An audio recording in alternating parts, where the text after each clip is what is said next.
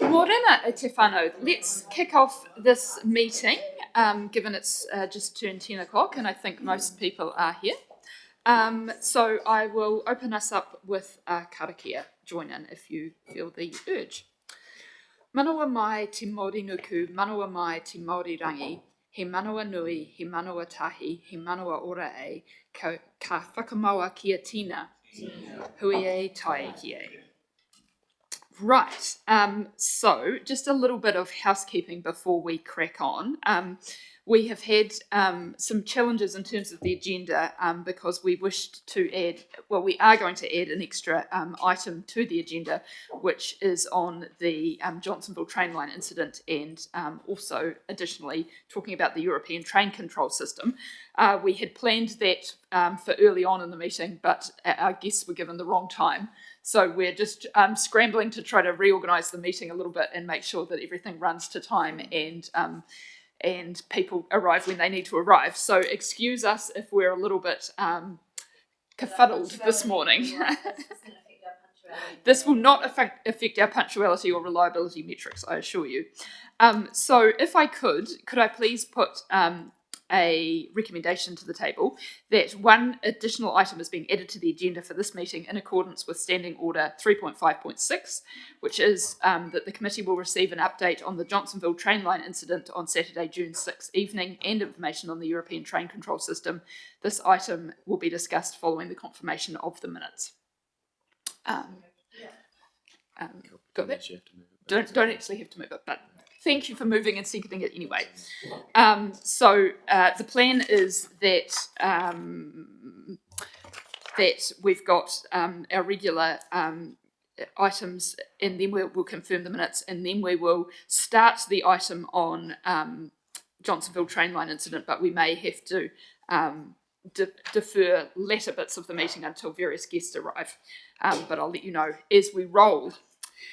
Okay, so let's kick us off with apologies. I have just received an apology from Councillor Tupou, and actually Councillor Ponta also sent in his sickness, so he is unsure whether he will make it later this afternoon, but he is not here this morning. So that's two.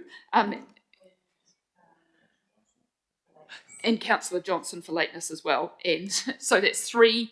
Councillor Johnson for lateness, Councillor Tupou and Councillor Ponta for absentee for the meeting, and Councillor Duthie is also online. Anyone second that? Councillor Elder's going to second that. Thank you very much. I'll put that to the floor. All those in favour? Carried. Excellent. Okay, so we will move on now to the minutes of the previous meeting, being those held on Thursday the 30th of April 2026.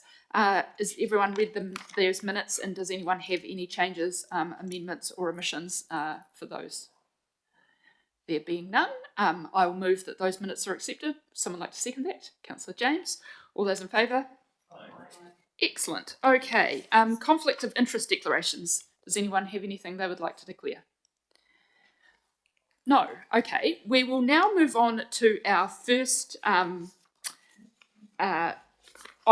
which is actually a public partition. So if I could invite Marie Russell and Friend to come up to the table.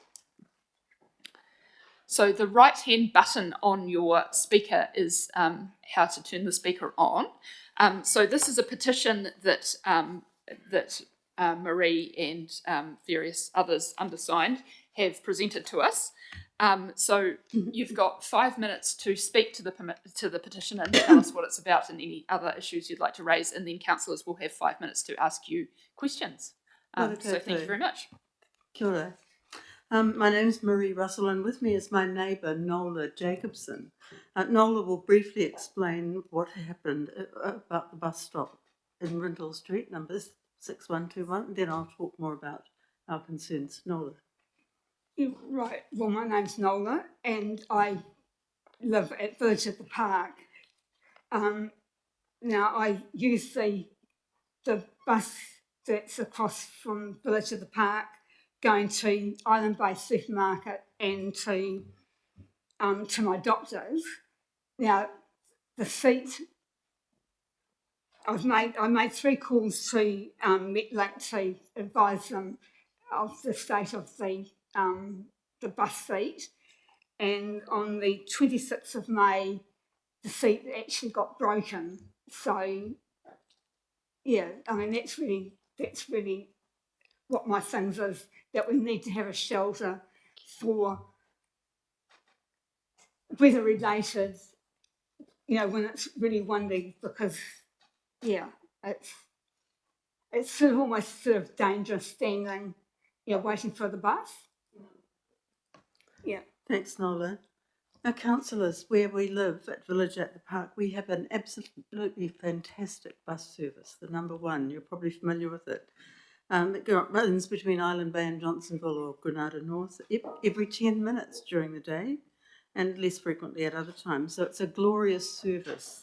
And thank you, we very much appreciate that bus service. But our issue is with bus stops. And here's Nola sitting at the bus stop with a broken seat. And I took some photographs from the bus stop. Oh, what am I doing? How do I make this go? There we are.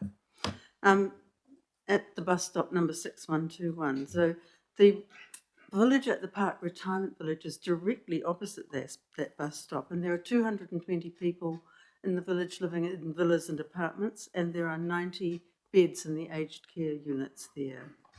Now, right next door is opposite there is the Wakefield Hospital, which it calls itself the largest public hospital in the region. It houses Pacific Radiology and other public-facing services. I'm not having much joy with my clicker. Thank you.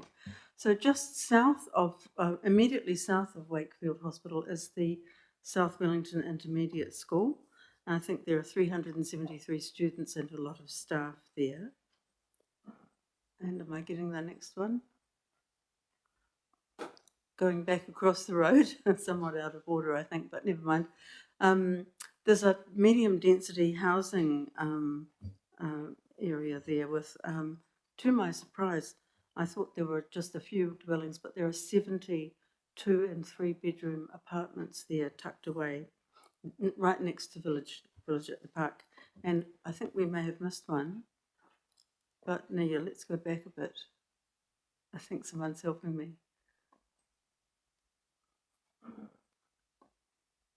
Yeah, I just want to go back, because right next to the Village at the Park, there's an early learning centre, early childhood centre, and it's licensed for 150 children. I don't think there are that many there at any given time. And going back to the map at the end, you'll see that there's rather squiggly lines, but there's a lot of people living and working in quite a small area there. All of these institutions have staff, and some of the people they're working with are vulnerable people, young and old. So the map shows access from where we live to amenities in Newtown, and if the map was bigger, you would see amenities also in Island Bay. So an able-bodied person looking at this map would see we're pretty close to the shops. There's 2 large supermarkets, the New World with the white roof down at the top of the right hand of the map. And off the map is the Woolworths on the corner of John Street and Adelaide Road. They both have pharmacies in the same building. If you want to go from where we live to either of those key shopping areas, you have to walk downhill and uphill to get back. And there's a shortcut from where we are to the New World supermarket, but it's down flights of steps. This is not good if you're an old person carrying your library books and your groceries. You can catch, this is where the number 1 bus comes in and the bus stop. You can catch a bus to Island Bay, where there's a New World supermarket, a pharmacy, a library, and other shops, as you may well know. And they're all on flat area with really close access to the northbound and the southbound bus stops. So some of our friends in the village go to the doctors in Island Bay, they go to the supermarket. It's easier for them. If you want to get to a supermarket, this is the best way to go. So I want you and your staff to please consider, I'm nearly finished. Oh, she's nearly finished, so I think we'll just let it roll. Okay, thanks. To please consider not just how many people in an area might be using a bus and a bus stop, but what kinds of people they are. And there are particular kinds of people in this area. Now, research, as you know, shows that waiting time feels more onerous and longer if you're at the bus stop then travel time feels in vehicle, even if you've got real-time passenger information there available on your phone. It's been said that the bus stop is the shop window of a public transport service, of the bus service, and this is really the case. So, councillors, we need to keep people feeling comfortable and safe as they wait for their bus. And could you please urgently give us a bus shelter at stop number 6121 in Rintle Street? Thank you. We're happy to answer questions. Right, I've got people desperate to ask you some questions. Before I let them, though, I would just like to recognise the tremendous work that it takes to collect. I'm not quite sure how many signatures you have, but looks to be several hundred there, and the work that it takes to collect those number of signatures is phenomenal. So we'd just like to thank you for the time and your effort in trying to make our public transport network better. In terms of questions, I've got Councillor Wolf first, and then Councillor Saw. Yeah, thank you both for coming in and for the work that you've done. I think perhaps we may even have some bus shelters that could be repurposed. We've just lost a few from Karori, so you know they've been moved. I don't know where they've gone to, but maybe would that be suffice? If it keeps people sheltered from the wind and the rain, yes, it would be wonderful. Because you'd like it as soon as possible, wouldn't you? Oh yes, before the winter really sets in, if there is going to be a winter this year. Yeah, I think there probably is. Yeah, it's really That's okay. I'm used to that. Yeah, well, I'm sure that we can have a look at that. Thank you. Councillor Saw.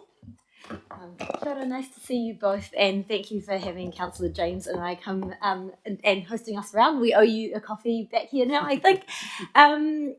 Thank you so much for explaining, I guess, the different needs that public transport users have. That I think the one takeaway I had was not appreciating the amount of use that the southbound buses had towards Island Bay, which is the most exposed site that you showed us there. And we'd since followed up and had found out that there is a scheduled upgrade for that stop in the next financial year. How helpful would it be from your perspective as a community who frequently, are high frequency users of the bus services around there, to understand the criteria that goes into, I guess, prioritising bus shelters? Because I think we had a bit of a discussion around that. So would that be useful to understand what some of the criteria is as to where, different sites get prioritised? Because that southern stop is incredibly exposed. It's a very busy pinch point as well. Yeah. So yeah, I'd be curious to know your thoughts. The bus stop in question is just at the brow of a hill, which is very exposed. So unless you're there on a windy day, you've got no idea how bad it can be. It's the one standing at that bus shelter. Yeah, I know you showed us that. So my question was, how useful would it be to understand the criteria that Metlink uses to prioritise putting in? It might be good. Shelters. It might be good for us to understand that. But I would like to reiterate: for us, the point is not the actual number of people, but the kind of people. Yeah. So if they are little children, if they are old people using a walker, if they're a little frail, then that bus shelter matters much more than it does to a young able-bodied person, like most of your staff probably are. Yeah. So just to remind you that there are different kinds of people in it's not necessarily how many, but how vulnerable they are. Yeah. And I guess I think I had this request for our staff before, so it would be more understanding what the response time would be, is to understand what the criteria is for our asset renewals around bus stops and what factors go into considering prioritising them, noting that the particular stop that Marie and Nola are talking about is scheduled for an upgrade next financial year. Are we able to get some sense of time of when councillors will get that information? As Nola pointed out, the seat is actually broken. You can't even really use the seat. This is not really a bus stop at all at the moment, No, except for the little tag on. And I on the think pole. Councillor James has lodged a request for that when you did email us. So I'm just asking when we'll hear back from our staff around this. So I'll put that down as an action, but obviously you don't want to be waiting till next public transport meeting. So I'll make sure that staff email out both. So I think there is definitely an action here around what criteria Metlink uses for assessing demand for assets like bus shelters, and so if we can share that. But the more urgent thing is, can we get the seat fixed in ASAP, given that is broken and unusable at the moment. So I'll be able to report. I'll get officers to report back on that ASAP. We've got more questions. Councillor Free. Yes, so my dad used to live in a village at the park. How do residents find the current bus shelter, the one that's heading north, in terms of its adequacy for getting like wheelchairs in and out? And do you have any comments about the type of bus shelter that might be most suitable for that demographic? I think that bus shelter is probably adequate. Yeah. I'm not sure about wheelchair users, but there are some in our village, of course. Yeah. I have heard a complaint about the artwork on the glass. I mean, some people can't see the bus actually coming. And of course, big old people take a while to get up off the seat and go out and put their hand up for the bus. Yeah. So that could be an issue, but it's not an issue for me, but it may be for Yeah, others. I just think it's something to keep in mind, because I can remember taking my dad in a wheelchair and not being able to get him into the shelter very easily. Oh, that's really important. Yeah. Yeah. So maybe if people want to have a look at this, we'd be happy to bring our friends out to see how things work. Yeah. Wouldn't we? Yeah. Okay. Thank you, Sarah. For me, it's the wind, whilst waiting for the bus, because at some stage you're standing there and that wind is seriously exposed. Yeah. dangerous. Thank you. At one stage, I actually had to stand behind where the seat is, and there's only a very small amount of space, but that's how strong the wind was. In order to stay upright. Thank you. Excellent. Thank you very much. Are there any further questions? No. Well, once again, thank you so much for the work that you've done on this and for coming to see us. And by coming to this meeting and giving us the petition, that means we've officially received it now. So we will look for officers to give you a follow-up and also give councillors a follow-up to those two matters that we've discussed. Thank you very much. Kia ora, thank you. Thank you. Our next public speaker is Dr. Marilyn Merritt. Is she there or online? Yes. So I understand you're talking to the Waterloo Transit-Oriented Development. Same rules. You've got 5 minutes to speak. There'll be a bell at 4 and another one at 5, and then councillors can ask you questions. Thank you very much. Oh, just give me some which is up and which is down.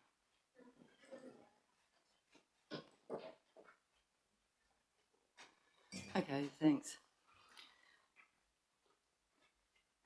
Yes, I'm here to represent the Waterloo Station Subway, as well as all of the people who would be not very happy about it being demolished or closed.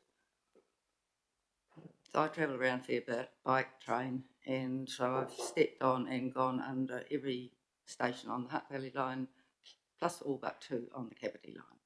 So I can quite confidently say that the Waterloo subway is far superior to anything else. There seems to be some confusion about the naming of the Waterloo development. I think there should be consistency, personally.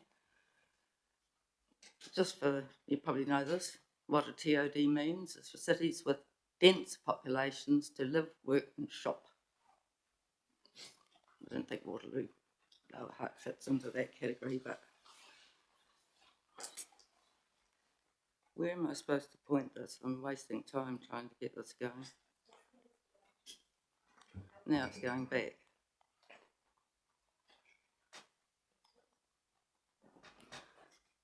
So I hope that's the next note back.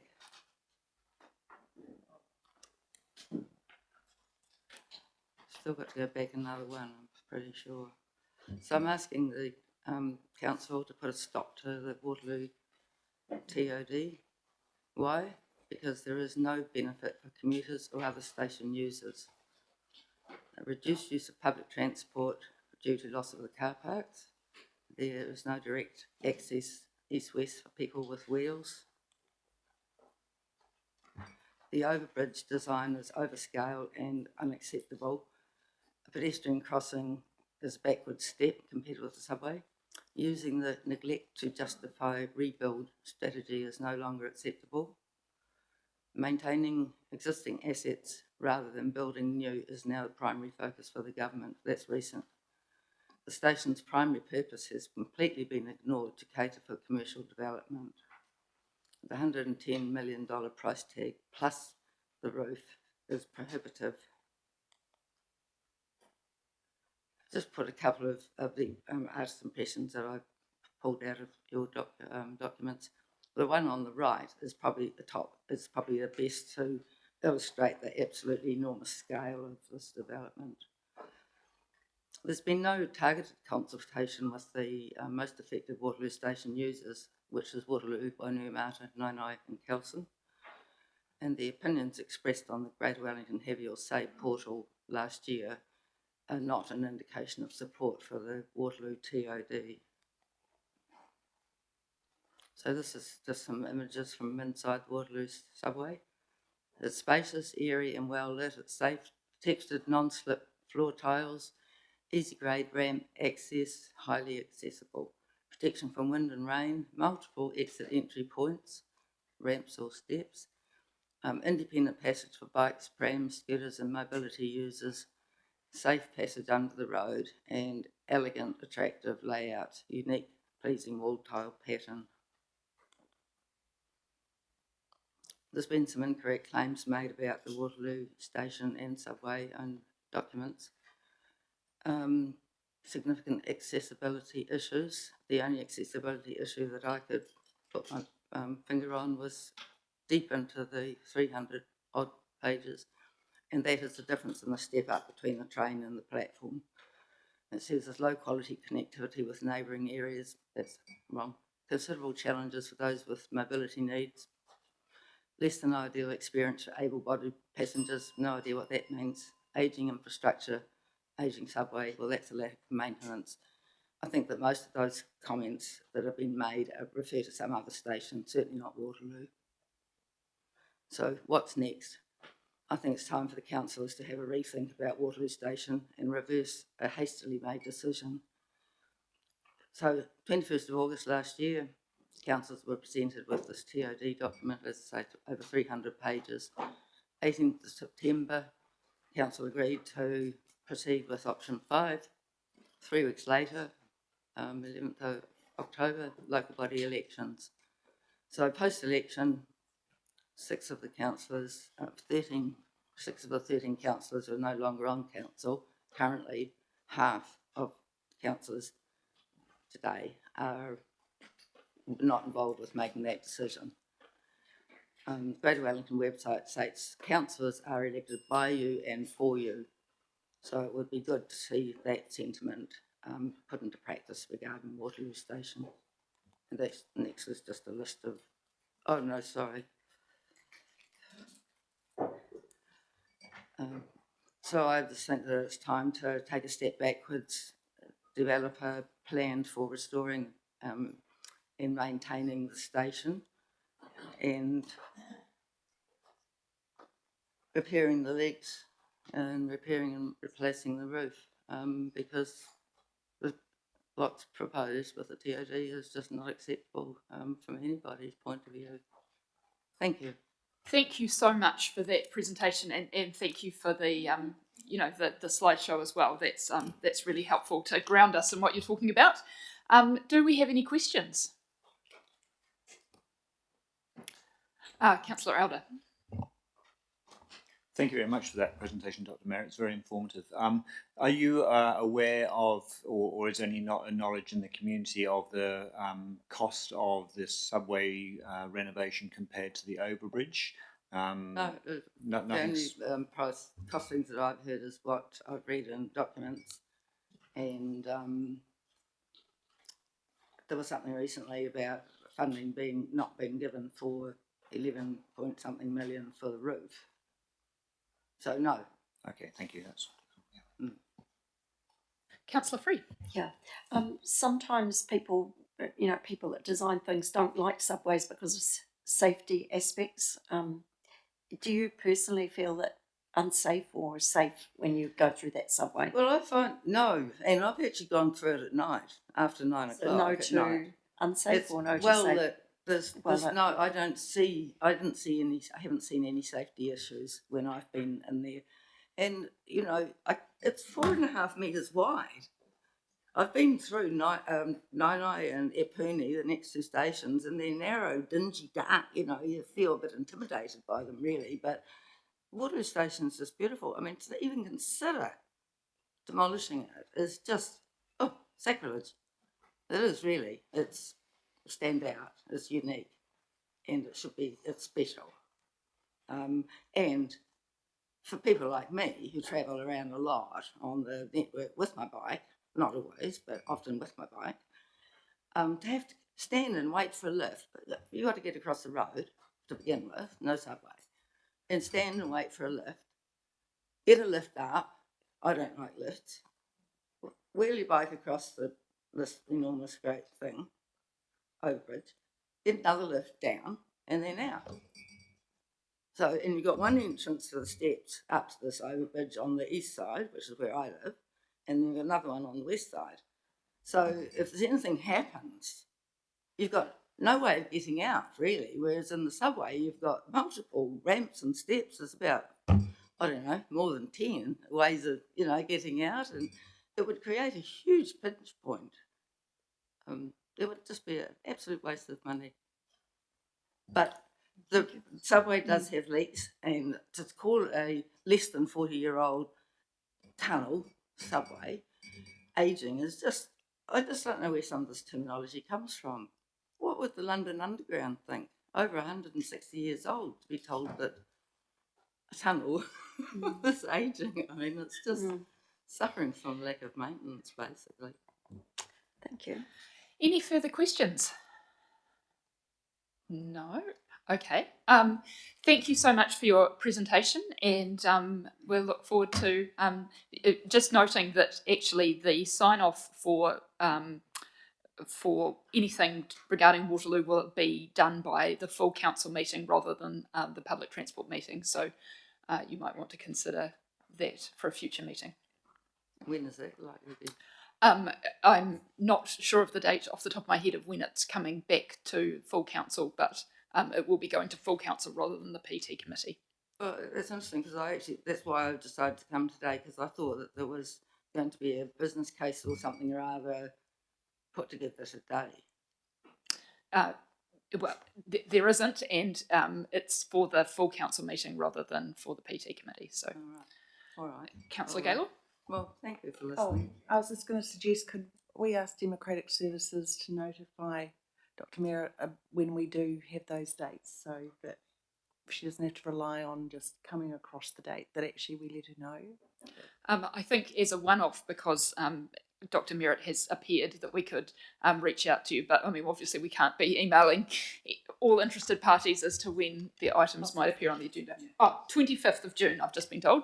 25th of June, it will be coming to full council. So you were suggesting that I present that? No, there is absolutely no need to. All the people here are on the full council as well, and they have heard you. But just in terms of process, that is the committee where it will be decided rather than at this committee. So just letting you know. My message going to be passed into that meeting? Well, all these people are the same people that are at the other meeting. So, okay, so I'm just not sure how it works. I've never been a politician or on a council. So thank you so much. Okay. But please don't wreck our subway. Right, moving on to now. I see we've got Tonya and Dave here already, which is excellent. So I'll just move straight into that item. So we've got Tonya Haskell and Dave Gordon from Kiwi Rail. Do you guys want to come up to the table? And Paul Tawharu from Metlink to give us an update on the Johnsonville train incident and what happened and what we know.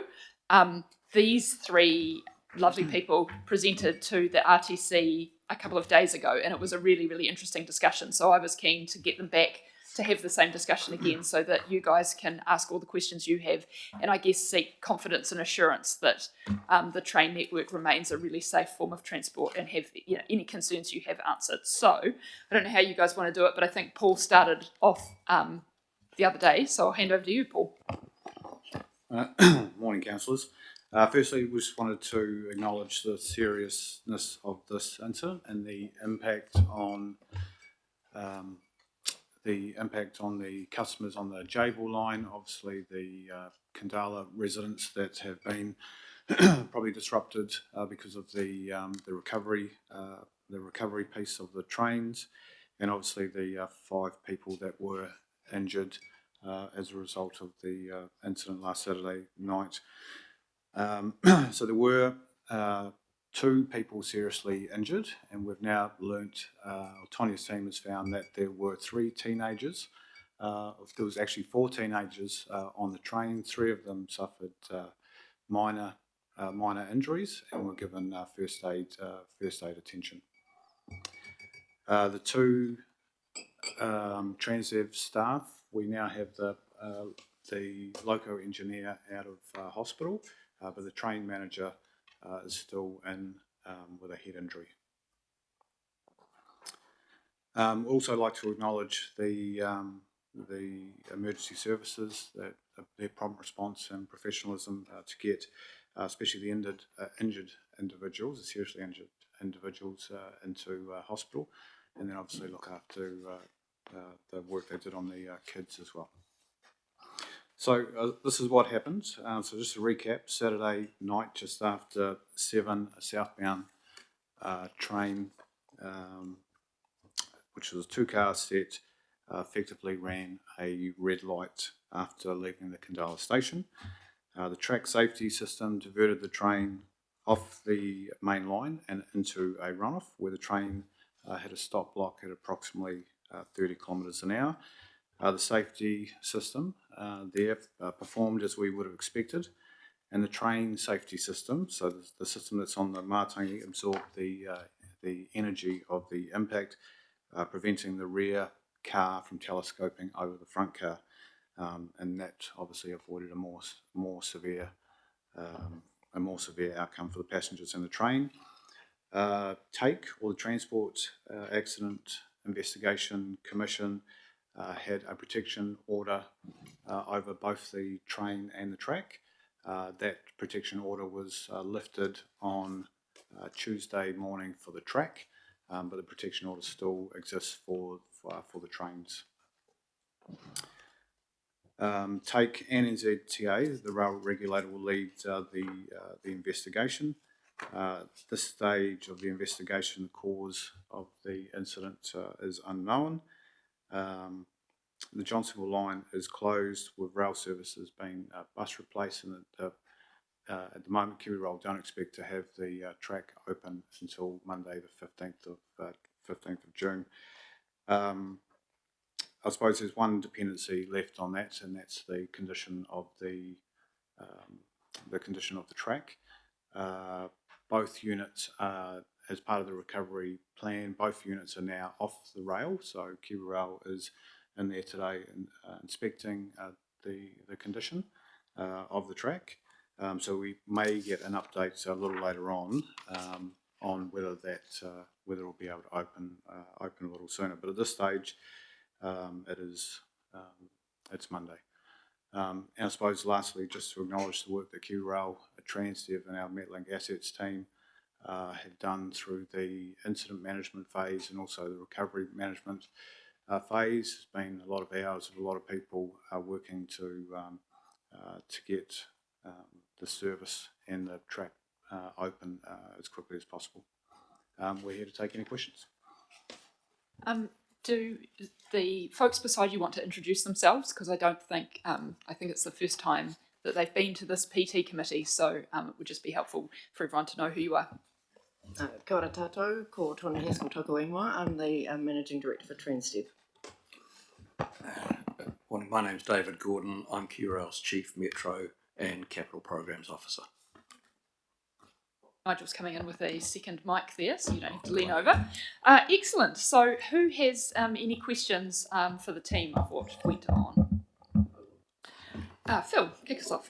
I saw that headline in the paper yesterday or today about lack of funding or something or other for the rail network, and the implication that it had something to do with the crash or something or other. It was a bit of a side issue, or I can't remember the actual title of the thing, but it was a bit of an observation or a shot at the level of funding put into safety features and stuff on the network. Seems a bit unfair, since you put in a stop block and everything. Yeah, look, I think if I can take us just back a couple of steps and talk about what the signalling system is and isn't in Wellington, so we give this a context. So what you've got in Wellington is a signalling system that's made up of various subsystems, and they range from something installed 2 years ago, so the very most modern of the modern in the station entry, back through to TITA, which was installed in the 1950s. So you've got a series of systems together. It's maintained to an extremely high standard. And the thing about a signalling system is that it is fail-safe. And that doesn't mean it doesn't fail, it just means it fails to stop. So it doesn't matter how old the system is, if it has a failure, it fails to red, not fails to green. So we exist with that system. It does incorporate a variety of, let's call it after the event protections. So you've got a train stop system, so which means if it runs a light, particularly in the station entry, there is a mechanical way that the train stops. And it also got a train diversion system, which is what the case that happened, we believe, in Johnsonville, is that the train had to run a red light and the system concluded it was heading in a dangerous direction, therefore diverted it through to there. So it has the protection that it fails to red, and it has the protection of stops and diversions. What it doesn't have, and so that is not unusual in networks around the world. That is what is relied upon, the judgment of the driver and the underlying safety system, which is very safe. What it doesn't have is a system that intervenes before the point of risk. And that is called automatic train protection, a subset of which is ETCS, which was mentioned in various articles and I was questioned about. What ETCS does, it intervenes before the event and either concludes the driver is going too fast relative to a stop and will slow the train down, and will, if ultimately it can and will bring this train to a stop. It doesn't necessarily mean that the train won't pass the red signal, but because of one of the overlaying protections we have in the system right now, which is called the overlap, which is a distance beyond the signal where there is still no conflict. So the way I'd put that is, it would be like having a traffic light for an intersection 50 metres back from the actual start of the intersection. So, and we've all done it, if we go put our nose slightly over the red light, you're still not in the traffic. So ETCS will stop anything going into that, beyond that overlap area, and also monitors the speed of a train departing from the thing like that. Now that is the issue, the thing that the system in Wellington does not have, and it's a very expensive overlay on an already very expensive system. Yes, the network has been underfunded over the years, but recent governments of all persuasions have put money into catch-up renewals, and they have been going into things where we believe the best return and the best safety comes from. An example of that is we are replacing our train control system, which is the tool used by the train controllers to tell the driver where to go and where not.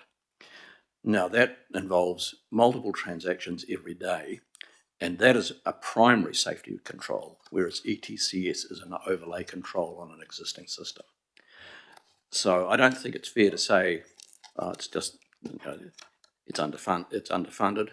There is investment going in, but this is an expensive thing to go to the next stage on. I quoted the figure somewhere between $500 million and $750 million, 20% of which thereabouts would be the cost of fitting out your trains. So it's not something to be entered into lightly. So for your all viewing pleasure, I've organised at our workshop for a quick presentation on the ETCS, so we can all become a bit more familiar with what that means. I actually listened to 2 podcasts on it on my run yesterday, so I can tell you about its rollout in the Middle East if you're interested. But yeah, we'll be able to ask more technical questions on that later. I've got a speaking order for some more questions, so I've got Councillor Elder and Councillor James to follow. The damaged unit's obviously going to be out of action for a while. Is there an estimate on how long it might take to repair and bring back to service, and what are the implications for the overall level of service, given that sort of behind schedule with the Trovon issue? Is there likely to be an impact from that? We don't know yet in terms of the conditions of the train. We do know that they are significantly damaged, but they've got to go down once they get to the hut workshops. One left last night, one will travel tonight down there. They'll have to be assessed, but we think there's significant damage and they may not come back into service. Second part of the question around Trovon. So with some of the work that Transdev have been doing to get us a better result on the number of units that were being reduced. So in May, we were reducing 18 services a day. We're now down to, with the work Transdev's done, we're now down to 6 a day. So we shouldn't see an impact there. We've got another unit coming back online next week. Excellent stuff. Councillor James. Hi, Dave and Tonya. I think we've met in previous life, but hi, I'm Tom, Deputy Chair of the Public Transport Committee. Just on going back to the signalling, and we're all a bit jealous, Auckland already having this amazing signalling system that we're going to be talking about later, and David's pointed out it's quite expensive, but given that in the Wellington rail program business case, and we're looking to move to RS1, especially with the introduction of the 2 Honor trains, and therefore have up to 10-minute frequency. What is the level of signalling service that we actually need? Like, what is the level of service, what is technology that we actually need? Is it the European train control? Is it another one? Do you have a view? Yeah, look, I do. And because ETCS is an overlay system, so if someone just magically dropped it onto our system, what we have today, you would actually have less capacity in the network than you currently have, because it acts as an overlay, therefore it applies an additional level of caution to the approach. So if we take RS1, RS2, the current signalling system has the capacity to accommodate that. There are 2 levels of ETCS. Imagine called level 1 and level 2. Level 1 is what there is in place in Auckland at the moment, and that operates on a system whereby there is sporadic, is probably the word, but instructions to the train at regular intervals as to the state of the signals around it. That works acceptably, but it ultimately forms a constraint on how much capacity you can use. The second level of ETCS is a step up and change in technology, which relies on continuous radio contact. That will give you effectively unlimited capacity, but it is a more expensive option and nothing that you could realistically justify for 15 to 20 years. What we are looking at is a system for both Auckland and Wellington, which is an ETCS level 1 plus some additions. That is relatively new technology, but it is in place in Luxembourg and in place in Bangkok. And it is a much less expensive, low risk thing to go on. Because if we go to ETCS level 1 and then 15 years later say, haven't got enough capacity, we have to go to ETCS level 2, about 50 to 60% of what you've put in for level 1 goes in the trash can. So you spend that and it's of no use to the upgrade. So we've got to find a path that gives the safety and sufficient capacity. So this is what is being looked at, the business case mentioned in the post Yes, story. absolutely. When is that business case going to be completed and Well, considered? the draft of the business case had already been provided to MOT and NZTA and others, but the knowledge of this system, which I'm talking about, the ETCS Level 1 Plus, is relatively new. We're looking to turn that around again and put to our board in August. Okay, and am I right in thinking that would be part of consideration for the Transport Minister under the next ARNIP program? The way ARNIP works is that ARNIP is funded for the freight network, and it is for the freight network primarily. Metro investments are funded generally by vote from Transport, Sure, but it is administered through the ARNIP process. Okay, Let's so direct the question through the chair, please. oh, sorry. Through the chair. Through the chair. Apologies. Okay, so it is administered through the ARNIP.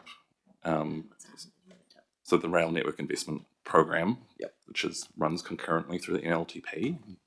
Through it, yes. Thank you for the reminder, Councillor Saw. I should explain that. Okay. Why don't I ask a question while you consider your The follow-up? implications of that. Okay, very good. So my question is extremely high level, but when I was interviewed by the Postal Radio New Zealand, the question that they asked me was, do you still have it? Can you provide assurance that the rail network is still an extremely safe way to travel?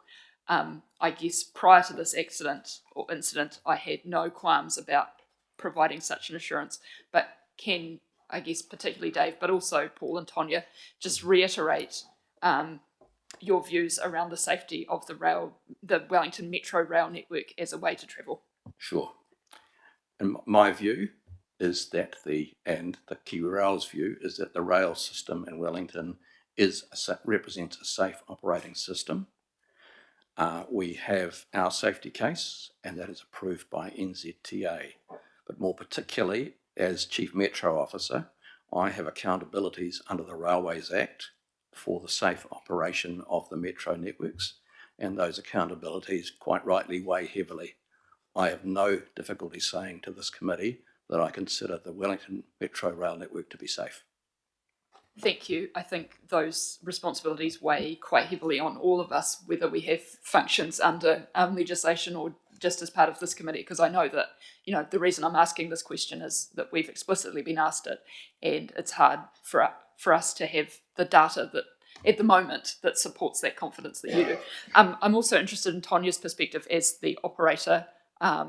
Again, do you have confidence in the systems that your staff are delivering such that we can have confidence in the safety of the network? Thank you, Chair. Yes, we have confidence in our staff, absolutely. We are still obviously investigating this incident to find out all of the underlying causes of it. However, all incidents where risk is introduced on the rail, we thoroughly investigate and we've got corrective actions in place. So, for example, at the moment we're actually ironically in a very heavy education piece around SPADs with our drivers. But yes, it's a very complex network. It doesn't, doesn't always run to plan, but we are absolutely have 100% confidence in our drivers. Thank you as much for providing me with that assurance as to the Wellington ratepayers. Councillor James, have you formulated your question? Okay, yes, last one. Okay, so Kiwi Rail's still completing the business case, then up to the board to endorse. Then I assume it will then go to NZTA for asking to be funded in the next LTP through the public transport improvements activity class. Is that correct? Yeah, that's the process that runs through, yes. Okay, all right, thank you. Okay, we've got some more questions, Councillor Saw and then Councillor Free. Thank you for the update and thank you for providing that assurance around the safety of our network. My question was around, it sort of picks up on some of Councillor James's questions around the sequencing of acquiring the funding and putting the business case forward.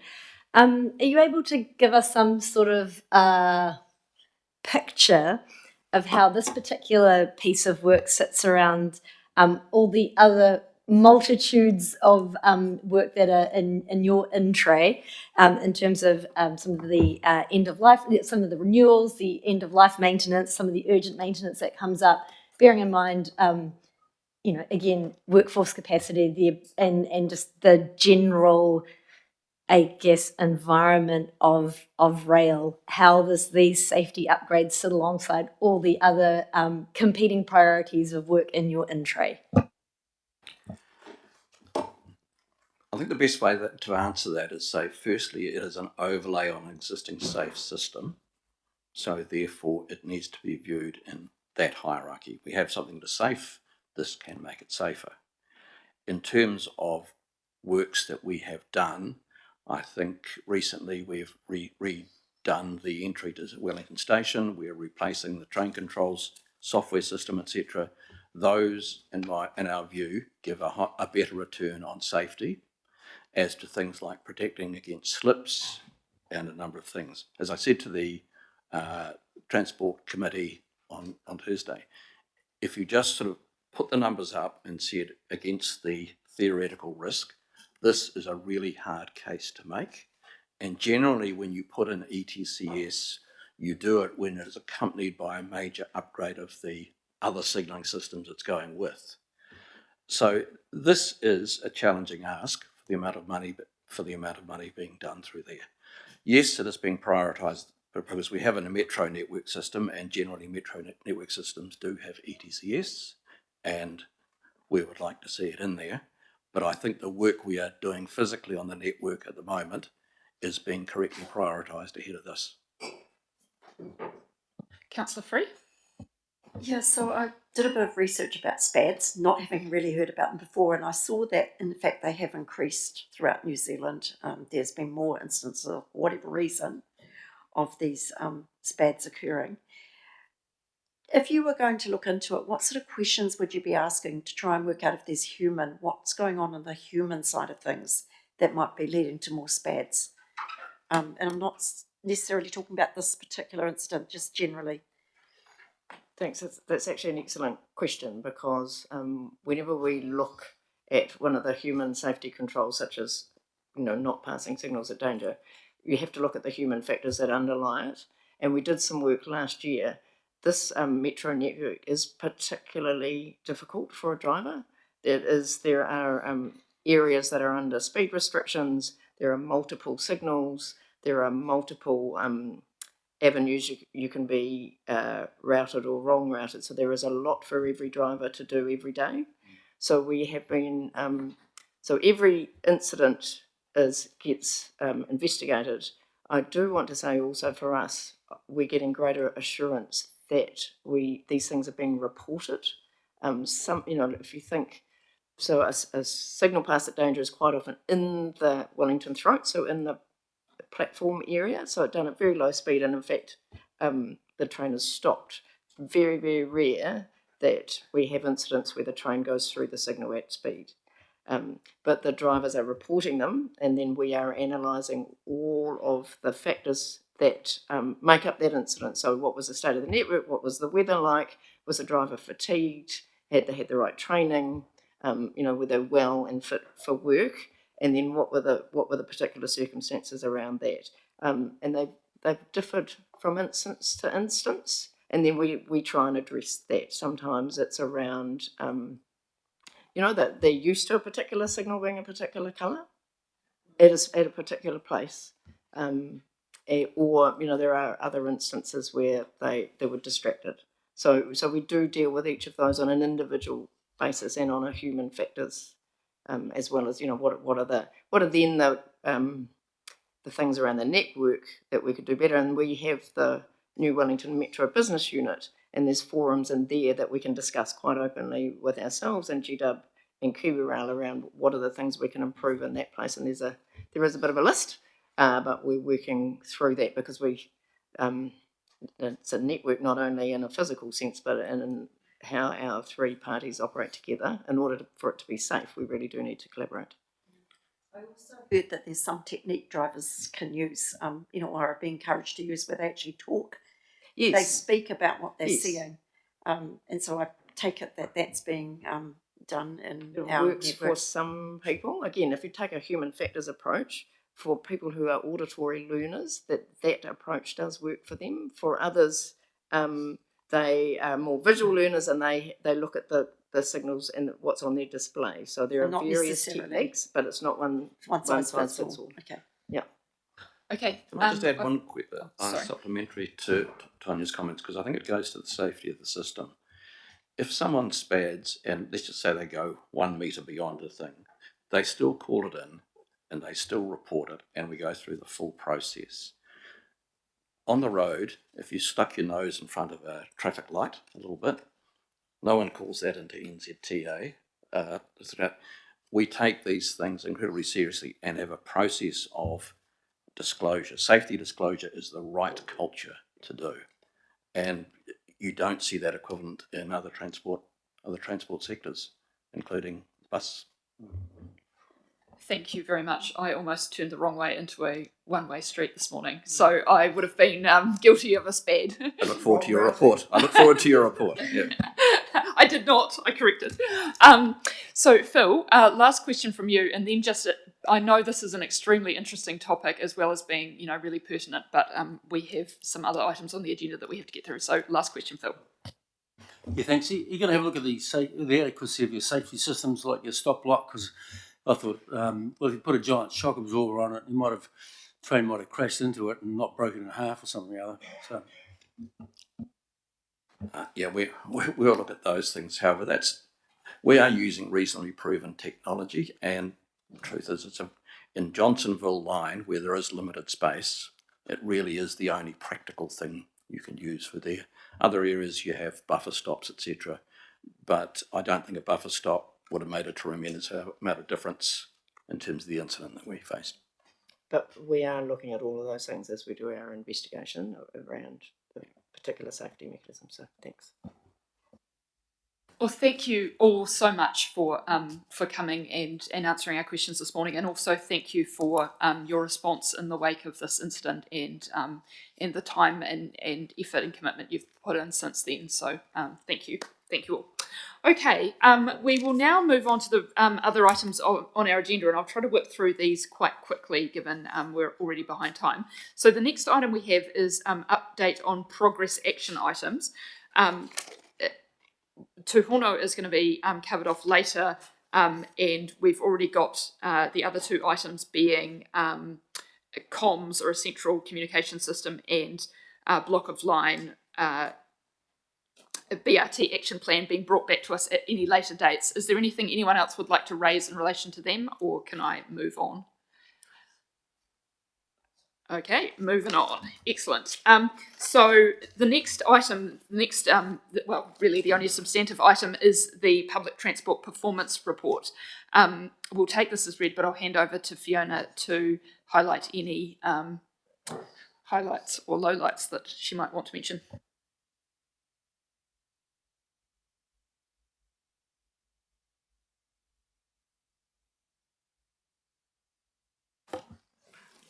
Hi, is Paul? Sorry, PT committee. Yes, I'm just going to take it as read and open the floor up to questions on the performance report in the interest of time.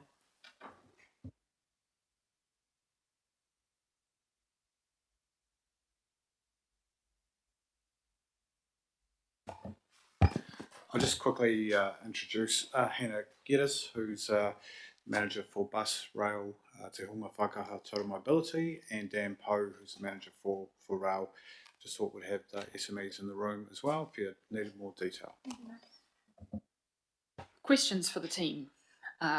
Councillor Johnson and then Councillor Free.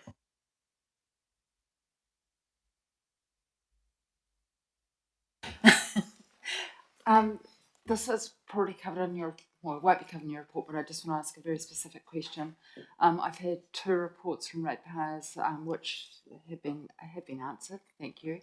But in relation to drivers shutting the doors on people as they're trying to get out of the buses, that's quite bad. And in one particular case, she thought her arm was broken. I think there was an incident well, I know of an incident overseas where it actually resulted in serious injuries with broken ribs and 10 weeks of hospitalisation. What are we doing to try and just stop the rush and just slow down and look? Because it seems to be this happening. It was two different drivers. That sort of thing, somehow there must be a training element or something. I know there's always human failure, but that's going to cost us in the end if somebody gets seriously hurt. And it could have been a child in that first instance. But it wasn't. It was a solid person. So door entrapments on the bus network are taken incredibly seriously. So all drivers are trained to be checking multiple entry and exit points before they move the bus away to check that those doors are clear. Anytime we do receive an investigation or information regarding a door entrapment, that is fully investigated, CCTV is reviewed, the driver is interviewed, and we look at those factors that may have contributed to that incident occurring. But yeah, from a training perspective, that's absolutely part of the core training that all drivers go through and is refreshed regularly. Thank you. I might suggest that it needs to be refreshed even more regularly, because in one of those cases, it was actually a stop that they shouldn't have stopped at as well, which was quite interesting. But it does worry me that we're going to end up with a pretty serious injury. So, thank you. Who do I have? Councillor Free. Yeah, I just noticed that the bus patronage for April had taken quite a dive, considering it's been nice and stable for a while. When did our fares go up? Is there any reason that it's suddenly down by 3.2%? There's probably a number of reasons. April has more holidays in it. We did have the state of emergency on the 20 to the 21st as well. So those are some of the factors that would have played into that. Just looking at May's patronage, we're up 600,000 trips on April. Okay. All right, that is reassuring. Thank you. And I guess just a note, the bikes on trains have gone up quite a lot. Do you anticipate that trend will continue now that we've got, exciting new pathways, or is it just a little bit of a blip? I think it's really hard to tell whether the trend will continue. Definitely, we've seen a bit of an increase recently, and we've also been putting pressure on the staff to record accurately. So it might be that it's a combination of two at the moment. So something that we're monitoring, and I think we're going to get back to the council in August about it for an update. Thank you. Can I ask one more small one? And just noting to gold card use, do we record metrics on that? Because I know the demographics are changing in our region. So, and can we possibly maybe have that data? I know we're going to talk about in another meeting what we want to report it on, but yes, how easy would it be to provide that data to councillors? We get it monthly, so it wouldn't be difficult. But yeah, we were going to suggest that today in my opening was we would like to invite councillors to July session to talk about the data you want to the data you receive, what's valuable, what's not, and do you want to see anything else? Can I ask that we move that session away from July, given that it is a recess period, and to give staff a bit of a break, and some people won't be here. So, but yes, I guess the balance with the report is if everything gets included, then it becomes unwieldy and somewhat unhelpful. So we have to be a little bit selective. But that doesn't mean additional information can't be provided to councillors when they want it as well. Any further questions, Councillor Elder? Just a comment and question on the fare revenue shortfall. We're well below target for the year, and the bulk of that does fall on rail. Are the fare assumptions realistic for the long-term plan, given that shortfall? I see Tim ready with the button. This has been an issue over the last couple of years now that our we have not met our forecasts, and I think that's particularly exacerbated this year by fuel costs. But I'll hand over to Tim to talk about how we're going to manage that. Yeah, it's an issue we've had for quite a while. We were hitting our targets at the beginning of this financial year, so we hit the targets for about the first 3 months. We've then seen quite a significant decline in patronage from that point on, and I think most councillors are aware of the key dynamics associated with that. Obviously, it's the service performance of the rail, which has had its challenges, and that's clear to see. And we also note that in terms of the fare revenue, a rail journey is worth twice that of a bus journey, simply because rail journeys tend to be twice as long, so we tend to earn twice as much money. So a small dip in the patronage for rail can have quite a big impact on our overall revenues. Also, there's quite a bit of societal change. We see that the bus patronage, which was growing quite significantly year on year, has levelled off.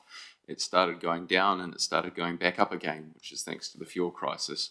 But overall, I think it's the rail patronage decline that's driving the key deficit that we see in our budget at the moment, and that's obviously a key area of focus for everybody at Metlink.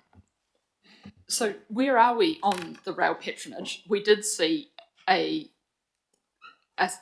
increase as a result of the fuel crisis, but has that not continued? Yeah, it's challenging because the fuel crisis has put us up a few percentage points, but we have, for example, we're about 105% pre-COVID levels for bus, but rail was still sitting around just over 70%. And there's been a steady decline from about 85% down to 70% pre-COVID levels. So it's that 10 to 15% gap that's creating this revenue shortfall. We are getting back towards budget, and there are some external factors in the report which are not taken into account. For example, we get paid quarterly for the Community Connect scheme, which gives us a top up from the government. So sometimes we get a little bit more money a little bit later. But the key takeaway is the rail is coming back, but it won't come back fast enough. I guess, we have had this issue now for a number of years, and we need to do better with our forecasting because there are consequences, obviously, for us not meeting those targets, and especially if this is consistently happening year after year. So potentially we need to be revising our forecasting numbers down if we can't be confident that we're going to recover. I think the challenge for us is I don't think we would forecast significant declines in our services unless we had significant reason to predict that. And I think some of the predictors, particularly the current economic climate, would be quite challenging. So I think for us to get this forecast accurate, we would have needed to look at a 15 to 20% decline in rail patronage over 12 months, which I think is quite an extreme assumption to put in ahead of time. So a lot of the factors aren't growth related, they're actually external factors that tend to drive patronage at the moment. It's oil shocks, it's the cost of living, it's employment, and those things are quite hard to predict. Awesome. Councillor Free? So just looking at what we've been provided to look at, I see there's quite detailed analysis of where the top patronage is for the buses and the lower patronage for the buses, which is quite useful because you can see which ones aren't being used. I wonder if it's possible to provide a bit more of that for the rail network. And again, this might be the July conversation. But when I'm looking at the trains and seeing that they've really dropped off in patronage, it's hard for me to actually understand what's going on. Like, are some services being really, really well used, and are there some which are, really running empty a lot? And I think if we're going to start making hard decisions, that's kind of information that would be good to have. So if I may make a suggestion through you, the Chair, apologies for not getting that last time. Hey, we have once every 6 months, we have a deep dive into the trends in the region around public transport trends, and we do it in conjunction with the Wellington Analytics Unit. So we come together and look at transport trends. And something we ask for about now is what sort of insights you'd like to see as part of that wider package of reports that we put together. So that's planned to be in October. And I would suggest we just collect all these options for deep dive analysis, including patronage by train, perhaps time of day as well as by route. And we bring that back to Council in October. In the meantime, if there's any other insights you'd like to see as part of that report, we can also collect those as well. But we tend to do this twice a year, and it's generally driven by Council requests. So it's just interesting, though, that we are getting that detail for the buses, like every time we get one of these reports. But we have to wait 6 monthly for train. It's a little bit different for the train because Is it? we've only Yeah. got we've only got a small number of routes, whereas we're reporting on which which bus routes are lowly patronised. So it's more of a time of day factor for the train network rather than the route. But we will talk about that offline, and whether there's an opportunity to bring back that discussion ahead of the trends analysis. Councillor Elder.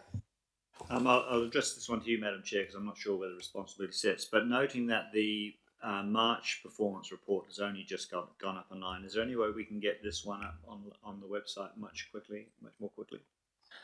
That is something I am also concerned about. I would like my dream is that actually we have a portal where we can access almost real-time information rather than having to have it filtered in a report sort of some 6 weeks to 2 months later. I think that dream is a little way off being able to be delivered, but I'll hand over to the team to comment. Yeah, we'll look into that, Madam Chair. I think I'm not sure whether I look into the portal first or the early publication, but maybe we could actually have that discussion as part of that session on the data and information you want to see. Then, when you want to see it, might be a good start, and then we can look at what we can practically do. Councillor Johnson, and this is going to be the last one because we need to move on. Thank you. Yeah, all right, just 2 things. Firstly, and I'm not sure this one fits in there, but I just wanted to pass on that a bus shelter got built in Pukeroa Bay, and huge thanks from the community. They're no longer being blown off the hill, so whoever did that, that's great. It's always nice to get good messages. And they thanked me for my work, and I did go back and say I didn't do it. But anyway, that's well done. Yeah, that's what I thought, but I'm too honest in that way. Aggressive and abusive behaviour, just looking at it, and I'm just going to ask about staffing during certain periods of time. It appears to follow school holiday type times. Do you look at putting extra staff on during periods of time where you're most or more likely to have those sorts of behaviours? And yours is not high compared to what's happening in Auckland, I know that, but I just wonder if there's more that we could do.